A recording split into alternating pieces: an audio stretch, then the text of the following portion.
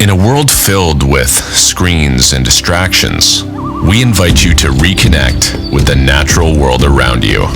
Welcome to Nature Bound, a podcast dedicated to unpacking the intrinsic bond between humans and nature.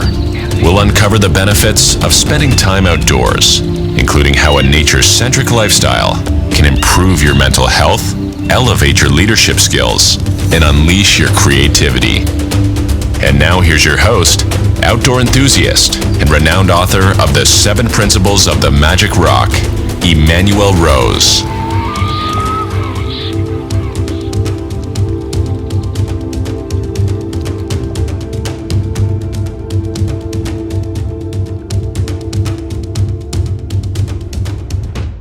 Well, welcome to Nature Bound today.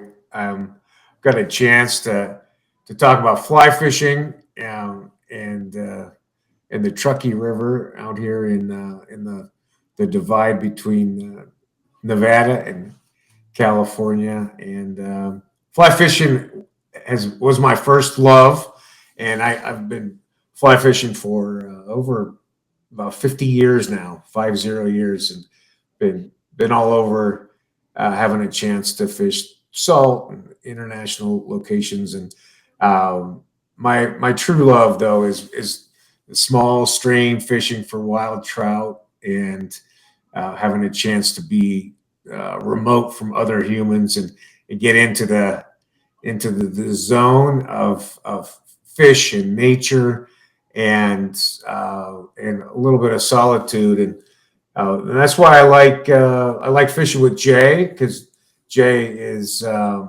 he's a kindred spirit in terms of what he enjoys about being outside, and he's a true steward of both the rivers and the fish, and very knowledgeable fly fishing guide. So it's a real pleasure to have you here today, Jay, and talk again with you about fishing and whatever else we veer off into. Well, absolutely. Thank you for having me back on your podcast. It means a lot to me to be able to speak with you today. And yeah, we are kindred spirits. I am a seeker of solitude, and that is a fact. Yeah. Well, the Truckee River is, let's see, I've talked about it in some other podcasts about Pyramid Lake specifically, and the fact that it starts in Lake Tahoe, a majority of it, and then it runs through a couple of dams, I believe. Is that Yeah, so it starts in Tahoe. There, it is dam released at the lake itself, and then it flows through the town of Truckee down through Reno, where it past Reno it encounters a couple of more dams on its way to Pyramid Lake. Most notably would be Derby Dam, and then there are 2 more dams on the reservation, Numaga Dam and Marble Bluff Dam. So there are some dams on it, but it is considered a freestone river. And, interesting? most of my knowledge of the river is on the California side. I don't spend hardly any time on the Nevada side. I just haven't chosen to spend much time down there. And there's a couple of tribs on that side too, isn't there? Are there some tributaries? On the California side, yeah. So most notably would be the Little Truckee River. It comes in at the Boca area in a spot we call the Confluence. That would be the major tributary. Above there would be Trout Creek, Prosser Creek, and Trout Creek would be the 2 other solid tributaries that come in from the town of Truckee. Above that, there's a few other small streams. And then below where the Little Truckee dumps in, there's a couple more small feeder streams before it hits Nevada that do add a little bit of water. Most notably, they add a lot of silt, especially water events due to forest fires going through 20 years ago. Yeah, no, it takes a long time for those scars to get. It does. It does, and especially when all the riparian habitat is gone, and there's nothing stopping sediment from getting into the river in that stretch. But So as a freestone river, I guess what's the definition or the So, ontology of that freestone? yeah, Freestone River would be described as a river that is not regulated by dams, which is kind of a misnomer for the Truckee because there are multiple dams that help regulate flows. The one out of the lake, and then Boca Reservoir, the dam there regulates flow. Prosser Creek Reservoir, the dam there can regulate some flow as well. But it's mostly snowmelt that feeds the rivers, and then the reservoirs downstream that help feed them. And is there a pretty consistent water temperature all year round, or does it fluctuate too? It fluctuates, and that's another notable thing with the Freestone River is the fluctuation in water temperatures. So right now, water temps are still cold due to we still just past runoff. There's still a little bit of runoff taking place. We're expecting, because Lake Tahoe is full and it's getting close to the legal limit now, that they're going to have to start dumping water from there. And that will be a top release. And so that water will be depending on, what kind of weather we've been having the last few days. It's been lovely, summer. Yeah. And I see that we're expecting temperatures up into the 90s by the end of next week. That will affect the temperature on the surface of Lake Tahoe. So if they start dumping the surface of Lake Tahoe, it will negatively impact the river. It'll be dumping warm water into a river that has really good cold temperatures right now. And cold temperatures right now, that in the 50s? In the 50s, yeah. So trout prefer 55 to 58 degree water temperatures. And so the water temps in the low to mid 50s are just about ideal. And then will that hot water they push off the top, will that trigger some bug hatches? Well, yes, if the water temps come up, it should help with more of the bug hatches. As we head into June, June is known as a big bug month on the Truckee River. We have our 4 major hatches taking place. The green drakes, the pale morning duns, the golden stoneflies, 2, 3. What was the 4th one? There's another big bug of summer. I can't think of it right now. It'll come to me. No, that's fine. Yeah. Well, is it another stonefly, or is there a cat? No. Well, the yellow sallies are out and about. But yeah, it'll come to me. Yeah. Brain's not working. No, that's all right. So the water temp should help increase the hatches. It'll also help where the fish are. The warmer water temps, fish will start moving in greater numbers into the faster water, into the riffly water. We won't see them as much in their winter water areas, such as slow, deep pools. They're going to be where the food is. And so, and we experienced that this last weekend on the Middle Feather, where fish were tight up into the fast water. Yeah. Expecting the same thing to start taking place on the Truckee. Now, out of those 4 bugs that hatch in June, are the green drakes the top of the food chain for the trout? Or one would think they would be, but it seems like the PMD is what they really key in on. But the green drakes will definitely be available, and it's fun to watch the fish when they can't make up their mind. Oh, I'm going to eat a green drake this time. Oh, look, a PMD, I will eat that. And so you have opportunities to fish multiple flies and have a chance that they could eat either fly that you're fishing. So that's amazing. Yeah, it I could guess be really fun. You could throw the big green drake and then have a PMD trailer, I guess. Huh? Yep. That is a fun way to fish for them. Yeah, so those bugs will be showing up. We did have a very short-lived carpenter ant fall this year, a day or so. So the carpenter ants show up at the first 80-degree days that we have. And interesting. A lot of times when that happens, especially if the water flows are good, the fish are reckless. They eat them with reckless abandon. Unfortunately, I was out of town when it happened this year, and last year couldn't get to a lot of the places I like to fish when it happens. So maybe next year I'll get the ant. That's interesting. Yeah, that's one of my favorite flies in the backcountry is being able to throw those ant patterns. Oh yeah, they're fun, I just love the way fish eat them with reckless abandon. Yeah, that's cool. Well, Yeah. what is it about the Truckee that makes it a unique spot and makes it for you to want to earn most of your living on it? Well, the Truckee is a pretty special river. It's, I mean, it's not pristine. There in the Sierra anymore. There's nothing that is pristine. There's evidence of man everywhere we go, but it's not an easy river to fish. So I think that poses some of the challenges. The size of the fish are another draw. In the summertime, we see a lot of 8 to 12 inchers, punctuated here and there by a decent fish, 18 to 20 inch. During the winter months, we'll see more of the bigger fish, and in the off seasons, when the water temps are cooler, days are shorter, those kind of things. But fish can get up to 25 plus inches, and Wow. so that is a real draw for a lot of people. With that said, it sees a lot of pressure. They see a lot of flies. Mm-hmm. So your presentations have to be good. You have to get good drifts, good fly choices, and one common theme, especially if we're indicator nymphing on the Truckee, is add more weight. If you're not losing flies on the bottom on the Truckee indicator nymphing, it's you're not getting the flies where they need to be. Yeah.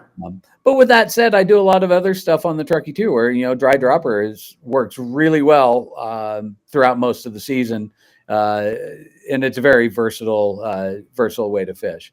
I think another draw too is the rugged nature of the river itself, especially once you get down below Hirschdale, down in the canyon section, Floreston and Farad, and down to the state line. It's rough and tumble down there. It's some hard wading. Access is challenging. The fishing can be really good because it doesn't see as many people down there. It still sees people. It's the Truckee. There's a freeway right next to it. Right. And there's lots of access. So it definitely sees a lot of anglers. So that definitely makes it a little more challenging. And I think that is one of the major draws is the challenge of it, because if you can get good and catch fish on the Truckee, you can go and fish trout anywhere in the country, more than likely the world, and have success. Nice. I like that. I like it. So it's technical and it's pressured and it is. So there's a real accomplishment. And to answer your question, to finish answering your question, why I spend so much time on there, there's a lot more business for me in the Truckee Tahoe area due to the tourist nature than there is on my other venues. So the Truckee is something that we have people coming to the Tahoe Truckee area year round, and sure. And they come in good numbers, and so there's a little bit more opportunity for me to work over there. What's the best time of the year if you could only make one trip on the Truckee? When would you recommend? When you can go. So my canned answer, that is a question I get asked all the time. When is the best time? And I think a lot of people are looking for, hey, this day at this time, and you stand on this rock and you cast your fly here, and that'll be. Yeah. What I like to say is for people is when you have the opportunity to go. With that said, March and April can be excellent. March, we start seeing the first big bug of the year with the squallas. And so that can provide some excellent dry fly activity. And then there's Baetis and Baetis mayflies and midges around all the time. And then again, I really like June. Runoff is over. The days are warm. The water temps are still typically colder. The fish are active. The bug life is active. And so I really like June. When we get to August, August can be hit or miss. The water temps start coming up. They've been seeing anglers and boaters and dogs and people, and just they've been inundated all summer long. And so the fishing gets a little bit harder. And then again, once the water temps start to drop in early to mid-September, the fishing can get back on fire again. And at that time, after Labor Day, the crowds start to thin out, and it can be a little bit more of a place to seek solitude than it is in the summertime. Sure. Yeah. Well, what are some of your favorite memories with clients from the Truckee? Mm. Oh, I would have to say one of my most favorite memories is my longtime client Clay having a 25 fish day on a fly that I call the rusty jig. He named it the magic fly. And I'll let him name it after a day like that. Yeah, And that's all we were fishing dry droppers, and that rusty jig caught fish, including a 25-inch rainbow that day. nice. It was just on fire. Clay could do no wrong, and it was just perfect. That's probably one of my all-time favorite memories. Was that That's day? cool. Yeah, yeah. But I've been guiding there for a long time now, so there's it's been this is my 19th season on the river, and Okay. so there's a lot of memories. I've spent a lot of time with a lot of really great people, and it's been a lot of fun working the Truckee system. What do you think? What would you suggest to somebody who wants to fly fish for the first time, wants to come to the Truckee? How would somebody like that prepare for a trip with you? That's a great question. So yeah, preparation for that. Most of the time, well, I should say a lot of the time when folks are showing up and never fly fish before, they really don't know what to expect. They don't know what they're really getting into. I have conversations with them on the phone prior to the trip and sort of explain what the day will be like. Hey, we're going to meet such and such a place at 8 in the morning. We'll head to the river. We'll do all the paperwork, get that out of the way. We'll gear up. We'll walk to the river, and then the instruction will start. I teach basic casting instruction, talk about where to where the fish are, where they're going to be hiding out, what their food sources are, how to get a good drift, um, just the real basics. And then I'll cut them loose, give them the basics, get them practicing, and then add elements as I feel that they're ready for those elements. One of the things I do share with my new clients is I'm going to give you a ton of information in a very short period of time, and I don't expect anybody to remember it all. For Uh, sure. there's just an incredible amount of information that has to be conveyed. And a lot of times it sounds like we're speaking a second language or Chinese or whatever you want to think of, a foreign language that you don't understand, because there's a lot of it that the nomenclature is different. And so, I walk them through that, and we practice, we start fishing, and then, as I like to say, if the fish gods are going to shine on us, we'll have some opportunities. One thing I can't guarantee with folks is that they'll catch fish, especially on the Truckee. What I can say is we'll have opportunities, and what each angler does with that opportunity will determine whether or not they get the joy of getting a fish in the net. I can't make them fight the fish, but I can help coach them through it Yeah. and help with that. So that's basically for my beginner clients. That's basically how it goes. And just because the Truckee is a hard river to fish doesn't mean it's not a good place to learn. There's a lot that can be learned in a very technical, hard fishery. For And sure. and Yeah. it's not always technical and hard. There are times where the fishing's easy, especially like when the ants show up, or um, when the big bugs are out and the fish are crushing them with reckless abandon. The Yeah. fishing can be very good and very easy in those instances. But more often than not, if we get one, if we land one fish, that's a good day. If we land 5 fish, look out. Yeah. We're writing home to mom about that one. Yeah, well, that's great. I agree. You do pack a lot of information Yeah. in those in the trips I've taken with you. Mhm. One thing I do want you to list out is all the different techniques that you have, because you are probably one of the most varied guides that I've fished with technique wise. Yes. So, So give me the whole list. I will, and I'll start off by the method that if somebody comes and fishes with me, they can expect to fish the most. That would be the dry dropper. I Yeah, find the dry dropper super versatile, and if a fish eats the big dry versus we're indicator nymphing, and the fish eats the indicator, Well, if it eats the big dry, we can land it. Right. Funny aside, last year on the upper Little Truckee above Stampede, had a fish eat the client's indicator Yeah. and held on. We fought the fish for like 3 or 4 minutes before it opened its mouth and the indicator come directly at us. We both had to duck to get out of the way of it. Oh, that is unbelievable. I had that same thing happen on the McLeod Mm-hmm. where, and that's when I stopped using an indicator and it went solely to the dry fly. So getting back to the list, dry dropper is my all-time. That's usually my number one. Depending on conditions and what the fish are eating, indicator nymphing is always a go-to. It's not my most favorite. I don't like. Well, I shouldn't say I don't like it because it is effective, but it's not my preferred method. Yeah. Gotcha. Dry fly, single dry flies. Sorry, I get a phone call. I got to hit that. Okay. Single dry flies that's the classic, presented in an upstream fashion to rising fish. That is like the ultimate in fly fishing. So I love doing that when we have opportunities to. The Truckee River is not really known for its dry fly fishing. We do get some opportunities at times, but most notably it's a nymphing game.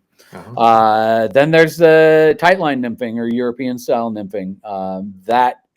Can be a lot of fun, can be very effective, but it's not for everybody. It's one of those things where if you're really enjoying classic casting, overhead casting, or water load or roll casting, you really enjoy the cast, tight line nymphing is maybe not for you because there is some casting involved, but it's more of a lob and that type of thing in my experiences with it. Yeah. What it is, it's very effective. You get your flies because of the small diameter of the tippets that we use and the profiles of the flies with heavier beads, getting the flies down quickly. It can be very effective. And so and it's really taken over fly fishing in the last 10, 15 years. And there are people out there that's all they do because they want to catch as many darn fish as they can in a short period of time. And then the last method, and I do it both single and double-handed, would be swinging flies. Nice. Which is my favorite. If I have a chance to go swing flies, that's what I'm going to do. I'm going to swing flies because I love the grab. And it comes for me. I know you yourself are a steelheader. And my love of swinging flies for trout comes from my love of swinging flies for steelhead. I don't get the I haven't had the opportunities as much to go steelheading in the last few years. So I don't want my stuff to sit in the closet collecting dust. Right. So I take it out on the rivers. And I really enjoy swinging flies. The grab is incredible. And that is all about the casting and getting an aggressive fish to move for your fly. Yeah. And I really, that's my favorite without question. Yeah, well, that's cool. So yeah, I what I've noticed is that you are able to switch around amongst all those various fly fishing techniques quite easily, both for yourself and for your clients. And so I appreciate that you're looking to get people into fish and getting into the way that they want to or can. So that's pretty awesome. Yeah, and that I do enjoy that. And there is something to be said about being able to be versatile, being able to be running a heavy indicator rig, and hey, look, flies are rising. So switch over, cast a lighter, set up dry fly, and having the ability to switch back and forth, and be versatile is it's going to provide more opportunities for people than somebody who just sticks with an indicator all day, every day, wherever they go. Yeah. Which there's nothing wrong with that. I'm all about people fishing what they enjoy fishing and the methods they enjoy fishing, but I'm also about helping people become more versatile because there are definitely a lot of different ways that we can fish. Yeah. All right. So the Truckee's a year-round fishery. Indeed. All right, good stuff. And then how do people get in touch with you if they want to get out and catch some big fish on the Truckee? Well, that's a great question there because They can either reach me via phone, or they can look at my brand spanking new website, which I'm really excited. Nice. jclarkflyfishing.com. The new website went live 2 days ago. Has all my contact information there. Phone call, email, Instagram, Facebook, Messenger. Those are ways to get a hold of me to fish on the Truckee. Well, I really appreciate your time this morning, Jay. Yes, Thanks for the conversation, and I'm looking forward to getting on a river with you again soon. Yeah, absolutely. I look forward to every opportunity I get to spend time on the water with you, Emmanuel, and I really do. I really appreciate the opportunity to be on your podcast today. It's always fun talking with you. All right, thanks. Well, we'll get on one more time at least to talk about Pyramid Lake and about the secrets of Pyramid Lake, and look forward to catching up with you when it slows down for you. All righty. Well, thank you so much for having me. Thanks, Jay. All right. Take care. Bye. Thanks for listening to this episode of Nature Bound. Be sure to subscribe wherever you heard this podcast so you never miss a future episode. If you found value in today's episode, please share with someone who needs to hear it. Be sure to purchase your copy of the 7 Principles of the Magic Rock at EmanuelRose.com or on Amazon. We thank you again for joining us today, and remember to get nature bound.